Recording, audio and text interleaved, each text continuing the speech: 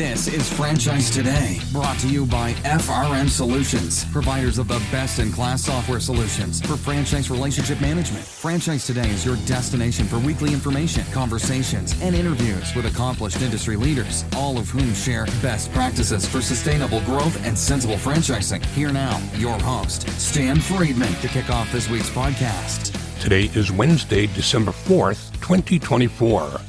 I'm Stan Friedman, and this is a very special encore presentation of Franchise Today, featuring the most listened to Franchise Today interview of all time with the one and only Jimmy John Liautaud, founder of the wildly popular sandwich chain that sports his name. As we wind up this week of Thanksgiving holiday, I thought one more bite of the apple would be in order, as this interview, which originally dropped back in 2019, is all about benevolence and giving. Over the years, a lot of people have had lots to say about Jimmy John, and not all of it flattering. Well, my take on that is when one is as successful as he's been, that just comes with the territory. As you'll hear in this interview, Jimmy John and his wife Leslie are all about benevolence, whether it's giving to his old high school or to frontline employees who came for training. Be it the arts or the military, Jimmy John and Leslie's sharing and caring far outpace any negatives, and that will become evident as you listen.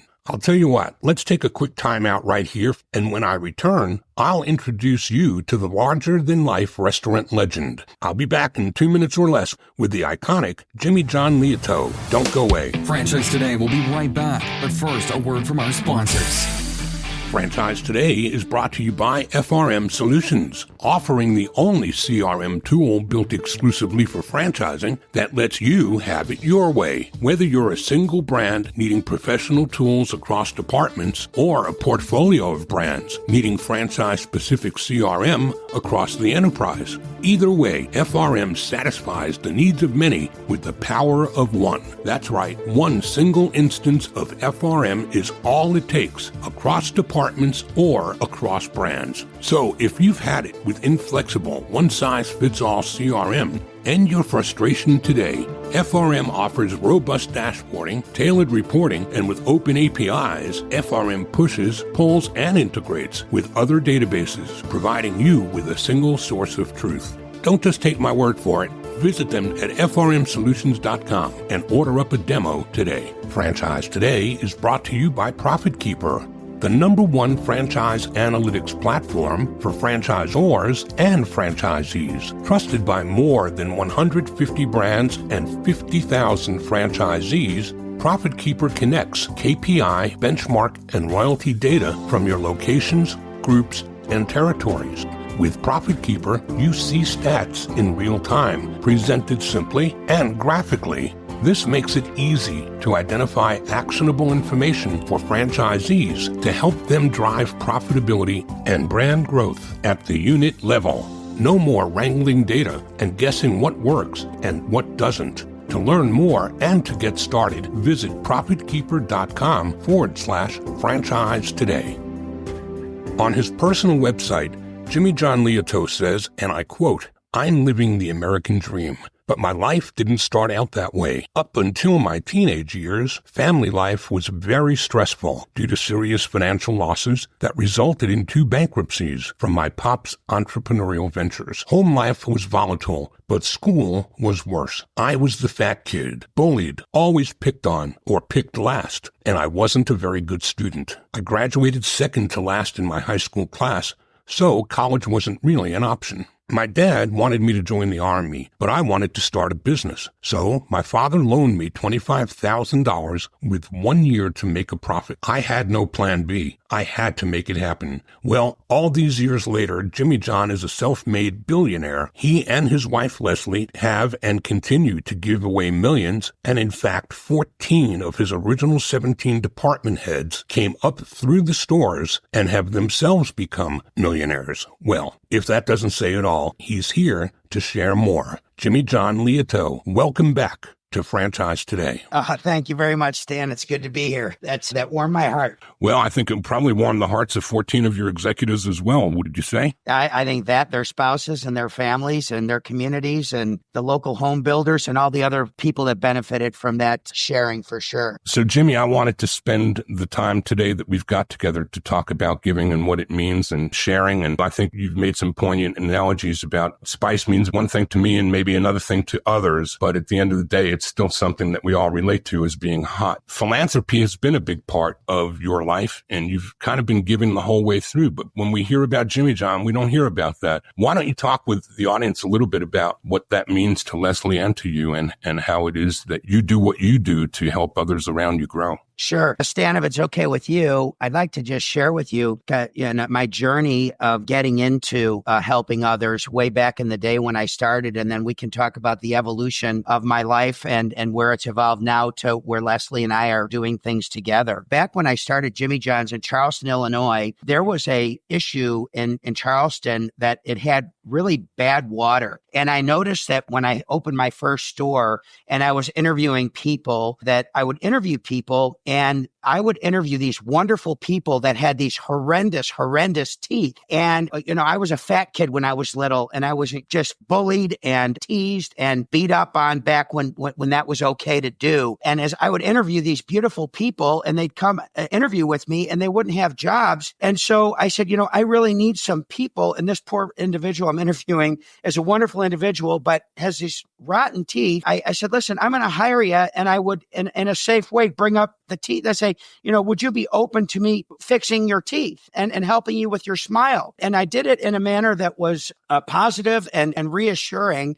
And I had a couple of wins way back in 1983 when I opened the first Jimmy John's. And so I'd give an individual a smile. My first one was an old woman by the name of Winola Grant. And I think she's passed away now.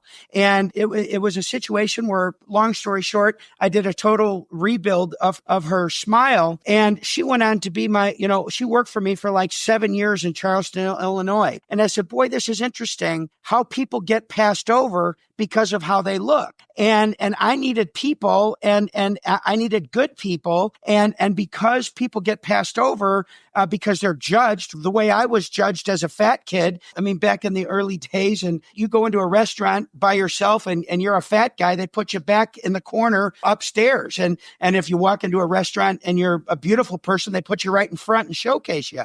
That was my life. So long story short, my journey of helping people, I needed help at Jimmy John's as I started helping by fixing teeth. So move the ball forward. I opened up that first store in Charleston and replaced myself. And Winola was the manager there. And I moved out to Macomb, Illinois. And I opened up my second store at Western Illinois University. And I had a gal there by the name of Mary McCarty. And it was a similar situation. And I fixed her teeth. And she ended up running that store and then becoming an area manager for me. And then as my journey continued on, it was became part of my MO. I'd hire people and they're wonderful people. And I started fixing things for them and doing things for them that they couldn't do for themselves. Whether it would be a tattoo in the wrong place, I'd fix that, or they would mutilate themselves with gauges in their ears when they were young and making decisions that weren't quite in the best interest of their long-term best self. And so I started repairing gauges and I started doing things like this and helping people with their self-esteem. And so when I could take an individual and I could take these big, giant quarter-size holes in their ear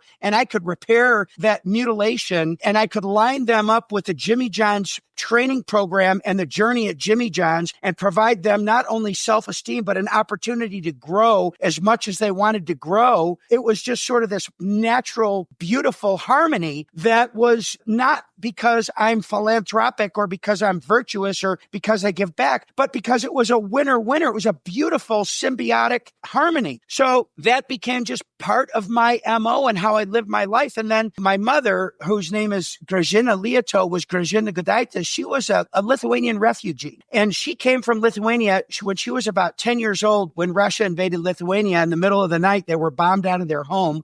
She spent 2 years on the run and ended up at a DP camp in Germany, and finally came to America, to Ellis Island, came to Chicago to the Lithuanian community. She was about 13 or 14 years old, early 50s when she finally got over here. She went to University of Illinois. My mother was homecoming queen at University of Illinois, met my father. They got married. And my father was an entrepreneur as well. My father was a book salesman, and then he became a plastic molder. And we went through a couple of bankruptcies back when I was a kid. And we came out of that back in 76 was my dad's last bankruptcy. And my dad said, I'm never going to have debt again. He had more success. And my mother said, I'm going to start bringing kids from Lithuania that have bone disorders. I don't know how she chose bone disorders, and bring them to Chicago and help them and repair these bone disorders. So she would go find kids that were specifically scoliosis, or the spine was grown, like an S, or total bone issues.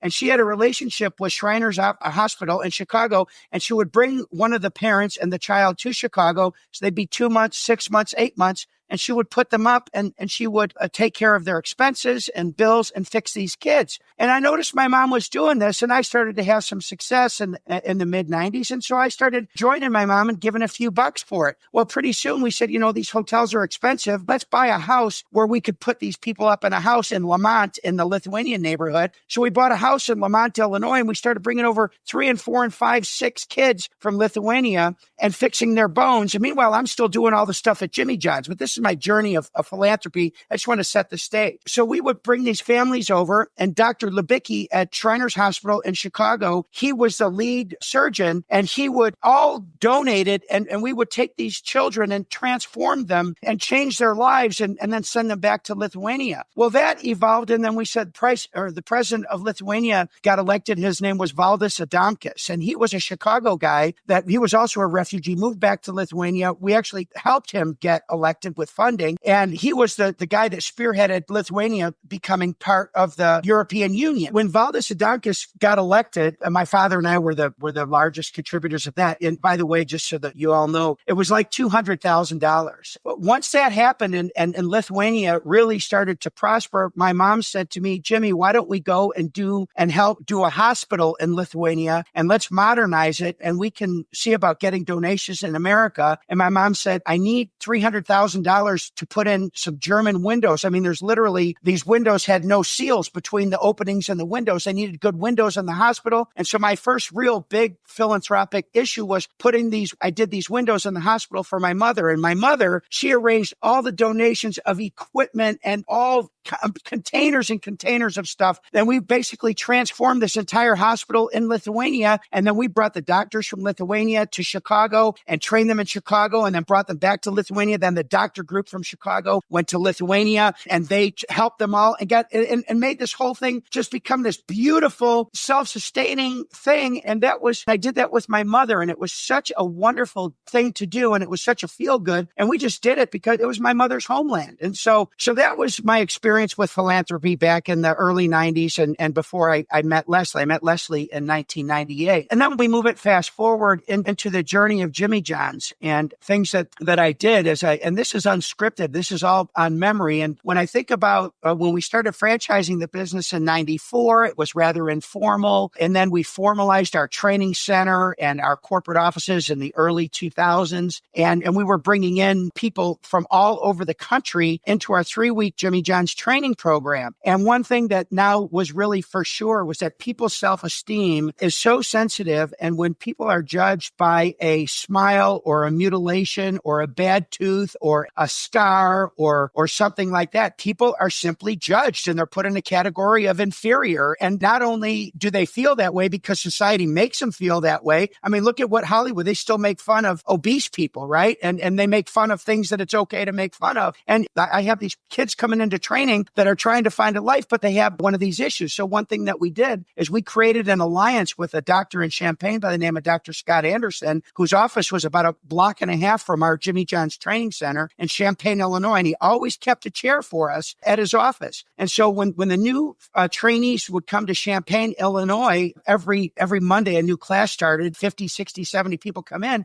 we'd make them smile and happy. And one thing that we look for was, is there anything that we can do to help these people while they're here that they can't do for themselves? And these are kids that work for other franchisees. They're not our employees. They're just, I want to help people with their self-esteem. So we would make them smile and then identify people that we might be able to assist, whether it be a plastic surgery, fix a gauge, or something with teeth and a smile. And we would pull them out of class, later on, a day or two later. And Kim Landry, who's our director of training, had incredible bedside manner. And she would approach them and say, you're a wonderful person. Would you be interested in having us help you with this issue? And I'm telling you, Stan, I don't know how many hundreds and hundreds of people that we did things for, where we would replace a tooth. I mean, literally, Dr. Anderson would literally, if training was 2 to 3 weeks long, he would literally rebuild an entire mouth in coordination with the different surgeons and the different people. He would rebuild an entire rack in 2 to 3 weeks time. And they, not only would they go home with a certificate in training, they'd go home with a new smile. And so that was just kind of the way I've done it, Stan. I just I knew how people feel. I know how people feel when they have issues where they're prejudged. And being an individual who's been prejudged my entire life, it is absolutely painful and hurtful. And you just go back and say, I guess I just kind of deserve to feel this way because society tells me, movie stars tell me I should feel awful about myself. And, I go back and I change these people's lives. And so, you know what? I just keep doing it. And that's really the basis of what I've done. I try to help people with self-esteem and self-confidence in any way that I can. And I've done it just because. And so that's a little bit of my journey. And I'll let you now ask me, Stan, if you want to move it in whatever direction you want to move the conversation. And I appreciate you letting me talk for so long. Jimmy, that's what this is all about. Really, this is all about hearing your heart. And I don't think that your passion can be disguised or better spoken for by anything I might have said. I'm happy to have let you just continue on. I want to just share a quote with you that I heard that I think really, really speaks to you pretty well. Entrepreneurship is living a few years of your life like most people won't, so that you can live the rest of your life like most people can't. Now, that's not just about being able to do things because you can now, but it's also about the fact that part of those things that you want to do are the things that you've been sharing with the audience. It's not just about you going to bed at night knowing that you can buy another car or you could buy another house, but that you've made a change in the lives of others. And I think that's a part of you that we just don't hear enough about. We don't boast about it, right? We don't talk about it, right? It's not what we do. We do it because it's the right thing. I do know what you mean, but that's the character though of franchising. That's the beauty of people like you that have grown an organization in a business model that requires interdependency. It's not just about you. It's about the people that are on your team, and it's about the people that you serve, and you as a leader, part of yourself above and beyond the brand and the growth of the brand and the core business of the brand. It's about being a part of the lives of the people that are part of your life. In the research I've done, Jimmy, I've kind of seen that you've gone into some segments in philanthropy. You've spoken about health and wellness here already, but I think you've got a passion too for education and for the military and for the arts. Why don't you talk about some of these places that you've helped make changes in the lives of those that have come into your path? Well, we'll go ahead and start with education. I graduated last in my high school class, and there was a guy that helped me through high school by the name of Jim Lyons. They want to kick me out of my school. And he said, if you kick Jimmy out, I'm going to leave too. And they said, well, if we let him stay, then you got to take care of him. And you got to make sure that Jimmy doesn't get in trouble, and you got to watch over him. And Jim Lyons watched over me, and he got me through high school. And from that, I was dyslexic, and I didn't know I was dyslexic, and I have ADD, and I didn't know I had ADD, and I'm a smart guy, but I didn't know that because I was ADD and I was dyslexic, the teachers assumed that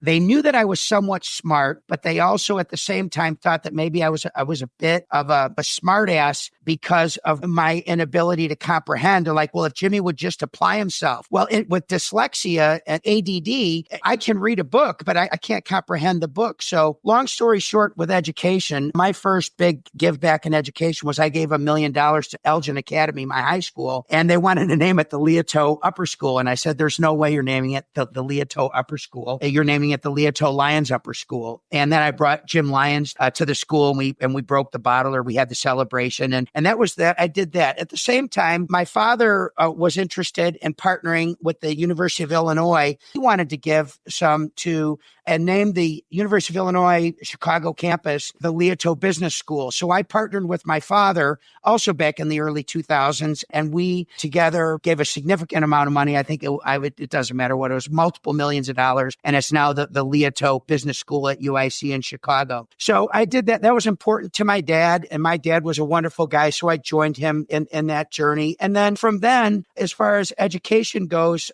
I can't tell you how many people that I've put through college, how many people I've put through private high school, how many people that I've just done it. But if I was to guess, I would say that between the ones that I've done on the side and the Horatio Alger Association, which I'm a member of, which is about providing education for kids that come from really, really tough families. I don't know, Stan, I've probably put 50 to 100 kids through college. And again, these are all situational. These are employees' kids or kids that I know or kids that I met at Horatio Alger, or I like to invest in people that are going to help themselves. I like to invest in situations where 99% of the money goes to the individual who's actually trying to help themselves, and not to a situation where it goes to administration and executives and all this other stuff. So I'm a big believer in it. And Horatio Alger Association has been one of the greatest associations that I've become a part of, because it helps children that come from disadvantaged situations. And whether you're disadvantaged because you're obese or you're disadvantaged because you're poor. I mean, some of these, I met this gal, I remember at Horatio Alger Association, when she was 14 years old, she lost her parents or her parent. She was the caregiver for her younger sister. Then she got pregnant, and this woman graduated at 17 years old from her high school, valedictorian of her class as a mother and raising her younger kid. If you can't help a person like this, if you don't think an individual like this is worth investing in, then I'm sorry. What a great segue into the Folds of Honor and your commitment to the military and the families of those that have lost in service to our country. Why don't you speak a little bit about that, Jimmy? Sure. Well, Folds of Honor, once again, Major Dan is such a winner. I partnered with Dan before Folds of Honor was as big as it is right now. And I met Major Dan, and he just knocked me off my feet. I'm a guy, I'm not educated in investing, but I've learned that I bet the jockey, not the horse. And Major Dan, when I met Major Dan, I said, this guy is my kind of guy. Dan is going to go on and he's going to do great things. And my father fought the Korean War. My big brother, Greg, drove an armored personnel carrier. And my little brother, Robbie, was at Fort Ord. But my family were big military servers. And so I had some military background. Major Dan was a winner, and I just really liked him, and he inspired me. And so I gave that $1 million to Major Dan for Folds of Honor, which was a critical point. And Dan had Budweiser. Anheuser-Busch was a big giver at the time, but it was good for Dan and it was good for us. And I did it because it felt right. But since then, as far as the military goes, all my contributions to the military stuff have been very much under the radar. I have tried, every time I hear of a Navy SEAL or one of these special forces guys who've been killed, I've reached out and I have made significant donations. The last one was, there was one about a year and a half ago where one of our special forces was killed, and I actually sent $100,000 to the family. I do private donations to families where they have been hurt or killed in the line of duty. And I just do that. And I do that on my own, and I do it without fanfare. And I do it because, gosh darn it, if we're not going to look after these people that are looking after us, who's going to look after them? And again, for me, it's just what I do. And I do it because I can do it. And I just love America. And I love the opportunity it provided myself, my mother. My father was a first Liautaud with an education. My dad's mixed race, and he fought the Korean War and went to University of Illinois in the GI Bill. So America's a beautiful place, and it's just what I do. And I'm going to continue to do it quietly until I pass on. And so that's where that comes from. What about the arts, Jimmy? I know that you and your wife both have a passion for the arts. And again, I think it goes back not just to big symphonies and to big orchestras and big events, but to what the arts do for our kids as well and for youth, which seems to be a big part of your heart space, is trying to help youth have a better start in life perhaps than you did. What about the the arts? Well, first of all, my wife is a ballerina, and I met Leslie when she was 23 years old, and I was 33, and we got married. She got pregnant when she was young. She had a 4-year-old son when I met her. She couldn't dance anymore, and then we had 2 children, but she was always into the arts. And so my wife, who then she evolved into becoming a writer, she started writing. She started writing books, and then she started writing plays, and one of her plays got picked up in Kansas City, and the play got put on stage, and it got notoriety in a small town in Kansas City. And that evolved into a play that she wrote and was produced in Chicago. And it was supposed to be a 3-month run. And it was called Southern Gothic. It was supposed to run for 3 months, early 2018. And it ended up running for a year and 11 months and just had its last show October 28th of this year in Chicago. And so my wife is big into the arts, and her show was wildly successful. She's now got a big time book deal, and her show Southern Gothic is in the process of being, I believe, going to Washington, D.C. and New York. So Leslie is totally opposite of me. So it started out, as far as my giving to the arts, it started out with a radio jock friend of mine in Chicago named Mancow Muller, was good friends with Bob Ritchie, who's AKA Kid Rock. And before the economy started really turning around in downtown Detroit, Kid Rock had done a lot of philanthropic giving to Detroit. He did his brewery, he did his restaurant, he did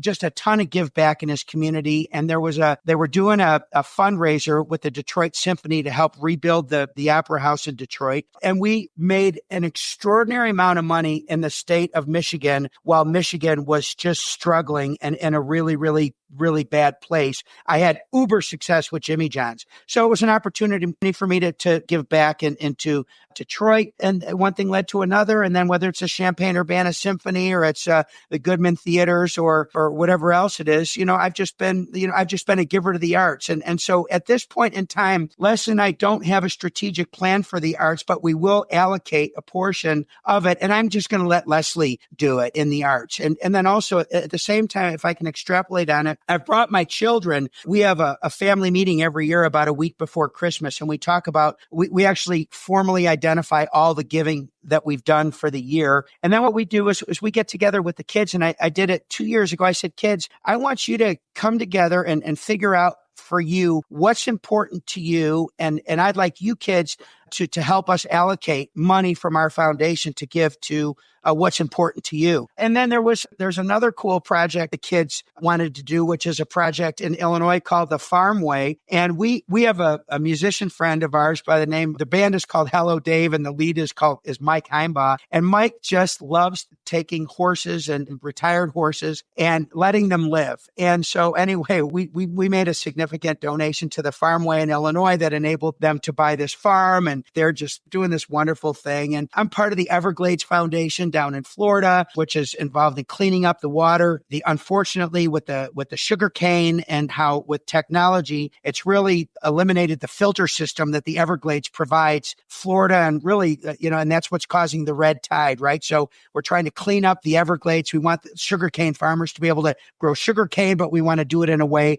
that allows the Everglades to breathe and to filter the water, because we really got to get rid of this red tide, which is killing the reefs down in Florida. What else am I working on? What else are we doing? Camp Southern Ground. When you take a guy like Zach Brown, I mean, this guy is a guy, I met Zach 7 or 8 years ago, and all of his group was in a van, and I watched him play in a little location. They had a van. I met this guy and became close to him, and he had this dream of his camp, and Zach had more success and more success. And this guy's a visionary, and his vision is, this guy's one of the most powerful forces that I've ever met in my life. And I've watched him grow as a musician, and I've watched him become not only a superstar, but a megastar, and become intimate with him. And he had this dream of Camp Southern Ground. And I saw Camp Southern Ground when it was just a property with a bunch of bulldozers parked there. And so he started doing projects at Camp Southern Ground. And I said, I want to be part of this. This is like Major Dan. I'm going to bet the jockey, not the horse here. And if you could see what Zach Brown has done with Camp Southern Ground, it's one of our biggest charitable donations, multiple millions of dollars to Camp Southern Ground. But he is bringing kids from disadvantaged kids, but specifically with autism and that have issues with spectrum children. And he has taken these kids at this camp And he is working on their diet and removing gluten and sugar from their diet and serving them and cleaning their bodies through a healthy nutrition program at Southern Ground, together with exercise and education, then working on them, whether it be swimming or doing different activities or obstacle courses or whatever it is. And he's taking these kids and he's changing their lives. So Camp Southern Ground is one where it's been a 7-year commitment over there at Camp Southern Ground. And it's just one of those amazing things where this guy is taking people and changing their lives. And then he's doing concerts and giving all the money on his own to Camp Southern Ground. I mean, this guy is so incredible. It's so wonderful to invest in a guy where when you invest, what he does with it, it's just exponential. It's not like investing in some charity where you never see it again. So anyway, that's just been incredibly soul-filling. We've been doing medical stuff and helping kids for a long time, but we are significantly invested in the Lurie Children's Hospital, MD Anderson Cancer, Mayo Clinic, the Pancreatic Cancer Network, and all that. Really, my father died of pancreatic cancer. So you know what? That was pretty natural thing to give to, Stan, was pancreatic cancer. It's interesting as I sit here and talk to you, Stan, I just am realizing how much we've really done. And I really never, ever sat down and tried to think about it again. You're amazing. You are so amazing. I'm going to ask you to do one thing more, Jimmy, and I'm going to ask you to do something that I ask my guests each week to do for the audience. The audience comes here as emerging franchisors. They come here as franchise executives, and they come here to get nuggets. They want to be able to go home having learned something from those who are already there. And Jimmy, what you've shared so much about what you've done. And really what I think the audience is going to remember is how you've made them feel, because your heart is so real. What do you say to this audience that hasn't yet adopted philanthropy or giving back as part of their mantra? Sure. Well, I think that first of all, what's most important is that philanthropy, it has to feel natural. It's got to be natural and it's got to be genuine to you. And if it's genuine to you and if it feels right to you, you can start by doing small things.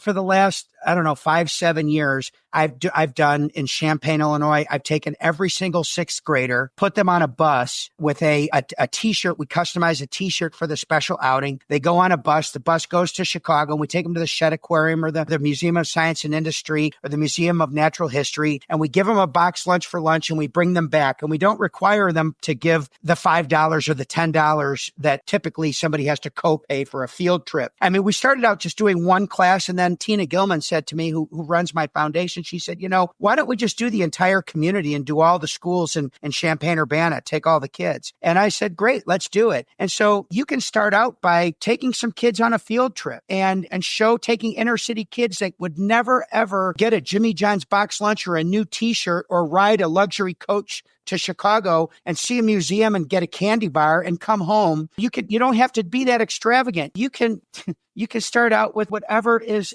natural. We took high school here in Champaign, and every away football game, we did a box lunch for all the football players and all the cheerleaders and all the people that went to the away game. I mean, it's so simple. I mean, you can just do such little things that are just that are easy to do. And so if you do something that is comfortable for you, that makes you feel good, then that's wonderful. Then it becomes a win-win. The recipient feels it, you feel it. If you're a believer in God, in order to receive, you've got to give. And so maybe it becomes a bit of a self-serving proposition, but gosh, I'll tell you what, the more I give, the more I receive, Stan. And it's just the way it is. And you don't have to be a believer to know that the more you give, the more you receive. I remember there was the teacher needed some video equipment in Champaign. They needed $10,000 to do some video equipment in Champaign. We just bought them the video equipment. Here you go. Here's your video equipment. So it's, you can just start by doing what's natural. Do something for your community. You know what's something that I did? I struggled in school.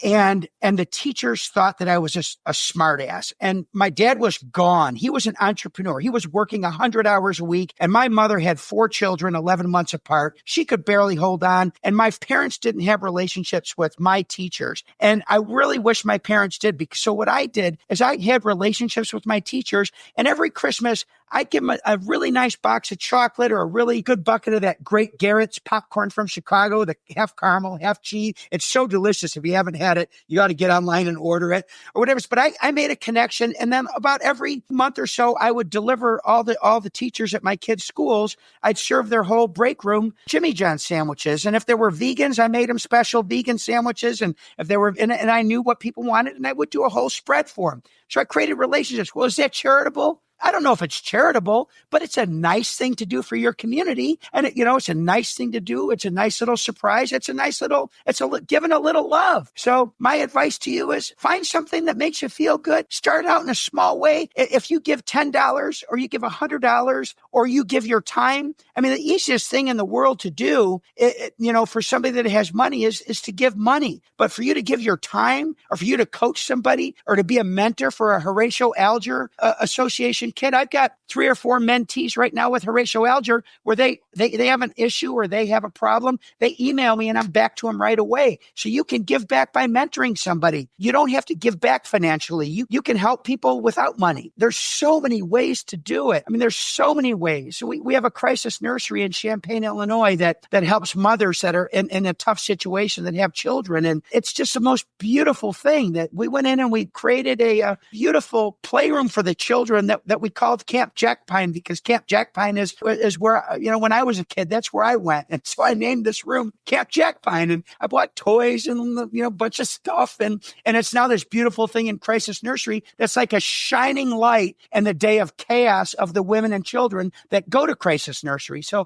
Stan, you asked me a question. I don't know the answer. Whether it was, you can do whatever you want to do. Humane Society. I mean, we built a bike trail. We helped finish building a bike trail in Champaign. I mean, you can do whatever you want to do, man. If it feels good and it rocks your world and it makes people smile and you dig making people smile, do it. And I really think people that are the best at hospitality get great joy out of making people smile and serving and making people happy. And so let's just go find whatever rocks your world and just go do it. And because we need you. We need you. We need everybody to trust their heart in this world of accelerated news and iPhones. We need to keep it real and get back to our communities and do this stuff. And not because we're virtuous, but because people need help. And help is a beautiful thing. So you can give somebody a smile, give them a hug, buy them a sandwich, buy them a t-shirt, take them on a field trip, or you can take it as far as naming a building or a business school or building a hospital or changing mutilated bodies or tattoos or Humane Society or whatever it is you want to do. There's so many wonderful ways to help and give and love. And we need more hugs. Jimmy, you've defined for me what I call in 4 or 5 words, doing well by doing good. And I don't think there's anybody that I've ever met that makes that so much a part of their life, just living and breathing and doing what they do and making certain along the way that others that are in their sphere are benefiting as well. Jimmy, I can't thank you enough for being here today. I wonder if there's anything you'd like to share with the audience that I haven't asked you or is a parting thought. Well, first of all, thank you very much for letting me do this. This is the first time in my entire life that I have ever looked back on philanthropy and what myself and my family have given back. Makes you feel good, doesn't it? Yeah, it does. It's beautiful. And I think when we add it up, I think it's in excess of $20 million that we've contributed back to the world. And, it feels good. It's bigger than I thought. I didn't realize it because it's part of my life. It's part of my lifestyle and it's the way I roll. So I would just say thank you very much for hearing the side of me that has never been heard. And thank you, all you that are hearing me speak, or seeing the side of me that for some reason doesn't get enough. And it felt really good to talk about Mr. Lyons. And when I think back about Zach, when I met him and all his guys in a van packed in there, and now they're, this mega band. And I think about Southern Ground with its big buildings and my mom's hospital flourishing. And it's just wonderful. This was more of a gift to me. So thank you very much, Stan. Jimmy, it's been an absolute pleasure. My audience thanks you, and I thank you for being here today. Remember to subscribe to Franchise Today so that you never miss an episode. Also, find me on LinkedIn or feel free to leave comments, questions, or suggestions at franchisetodaypodcast.com. I'll be back again next week to do it all again. Until then, I'm Stan Friedman, wishing you the best, the very best of all things franchising, and Franchise Today is out. Franchise Today is a production of FRM Solutions, providing best-in-class CRM tools to empower relationships with prospective and existing franchisees. Find them online at frmsolutions.com. Join Stan every Wednesday at noon Eastern for another episode of Franchise Today. When you're part of a military family, you understand sacrifice and support. At American Public University, we honor your dedication by extending our military tuition savings to your extended family. Parents, spouses, legal partners, siblings, and dependents all qualify for APU's preferred military rate of just $250 per credit hour for undergraduate and master's level programs. American Public University. Value for the whole family. Learn more at apu.apus.edu/military.